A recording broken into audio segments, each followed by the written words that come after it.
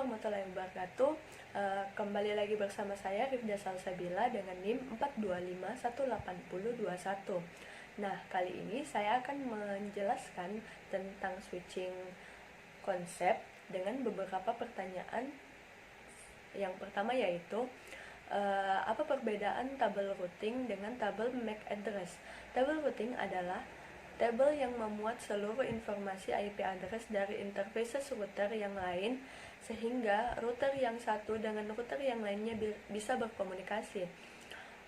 Router hanya tahu cara menghubungkan network atau subnet router yang terhubung langsung dengan router tersebut. Router akan memberikan rekomendasi jalur mana yang paling tepat untuk melewatkan paket data yang dikirim ke alamat tertentu sesuai dengan informasi yang terdapat pada tabel routing. Nah, selanjutnya MAC address table. MAC address table adalah sebuah alamat fisik suatu interface jaringan yang berfungsi sebagai identitas sebuah perangkat. MAC address table juga digunakan pada switch Ethernet untuk menentukan di mana meneruskan lalu lintas pada LAN. Secara default, switch ini akan mengisi MAC address table secara otomatis ketika ada PC atau host yang mengirimkan sebuah frame, baik itu unicast, multicast, ataupun broadcast. Yang kedua adalah bandingkan dua metode penerusan frame data pada switching store and forward dan fragment free. Pada switching store and forward, ketika switch menerima frame, ia menyimpan data di buffer sampai frame yang lengkap telah diterima. Selama proses penyimpanan, switch menganalisa frame untuk mendapatkan informasi tentang tujuannya. Dalam proses ini, switch juga melakukan pengecekan error dengan menggunakan bagian trailer cyclic redundancy check atau CRC dari frame Ethernet. Nah, pada fragment free, switch jenis ini akan melakukan pemeriksaan pada 60 byte pertama dari frame. Jika ada frame yang mengalami kesalahan dikarenakan tabrakan, maka frame tersebut biasanya tidak akan diteruskan. Hal ini akan selalu menjamin frame untuk sampai pada tujuan yang dimaksud. Jumlah 60 byte ini dipilih karena merupakan jumlah minimum yang dianggap krusial dan penting untuk melakukan pengecekan apakah sebuah frame ini baik-baik saja atau error. Nah, yang ketiga yaitu bandingkan collision domain dan broadcast domain.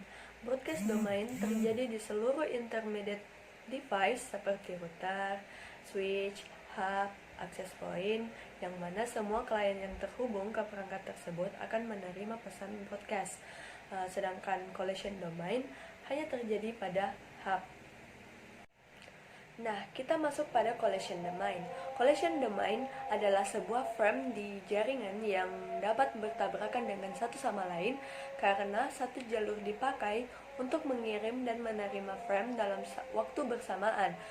Kita dapat lihat topologi di samping ini. Ketika PC A dan PC C sama-sama mengirim data kepada PC B, maka akan terjadi collision karena jaringan tersebut menggunakan hub. Hal ini terjadi karena pada saat ada salah satu host yang mengirim data, maka host yang lainnya juga harus mendengarnya dan tidak boleh mengirimnya juga.